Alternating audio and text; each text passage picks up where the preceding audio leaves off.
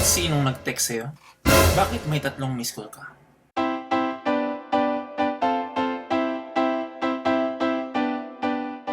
Bukod sa pagmamahal, isa sa pinakamahirap na pigilang pakiramdam ay ang pagsiselos. Don't get me wrong, pero healthy sa isang relasyon ang may konting pagsiselos. Alam mo yun, yung parang feeling mo napaka-special mo. Yung pakiramdam na ikaw lang at wala ng iba.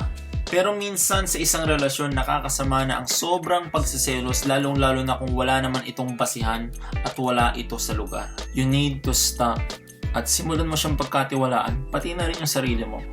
Hindi magiging kayo kung hindi ka niya mahal. But seriously, hindi na special ang mararamdaman ng tao sa'yo. Lalo na't pinag-iisipan mo siya lagi ng masama at wala naman siyang ginagawa. Yung tipong kinakausap niya lang yung dati niyang classmate o kaya yung kaibigan niya, tapos pinag-iisipan mo na kagad na there's something between them na. Yung laging nakaabang sa cellphone, akala mo security guard. At sinong nag-text sa'yo? Bakit may 3 miss call ka? At nandyan din yung anong oras ka umuwi, bakit hindi ka nagre-reply, bakit namatay cellphone mo, bakit hindi ka nakitext, puro bakit at kung ano-ano pa. At nandyan din yung pinagbibintangan mo siya na kung kanino siya nakatingin. Naiintindihan ko naman kung sa akin siya nakatingin. You know, I'm so sorry. Siyempre hindi, joke lang. Pero seriously, masyado nakaka-pressure ang sobra-sobrang pagseselos. Yung tipo na binabago na niya yung buong pagkatao niya, iniiwasan niya lahat ng taong malapit sa kanya para lang mapasaya ka. That's really unfair.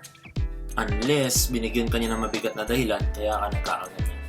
Napaka-importante sa isang relasyon ang tiwala. Dahil hindi mag-work ang relationship niyo kung wala kayo nito sa isa't isa. Hindi maganda yung sobra-sobrang nagsiselos to the point na sasakal mo na yung tao. At hindi rin maganda yung masyadong pabaya at walang pakialam na tao. At masasabi ko lang, tiwala lang. And gusto ko lang sanang itanong, para sa lahat ng taong wala ng tiwala, niloko at nasaktan na noon, do you believe in second chance? Please post your comments below. Thank you for watching this video, and kung nagustuhan mo ito, please hit the thumbs up just to let me know. And don't forget to hit the share button kung gusto mo siya ipakita sa pamilya mo o sa mga kaibigan mo. Thank you very much. And again, this is Papa Dom saying peace and bye.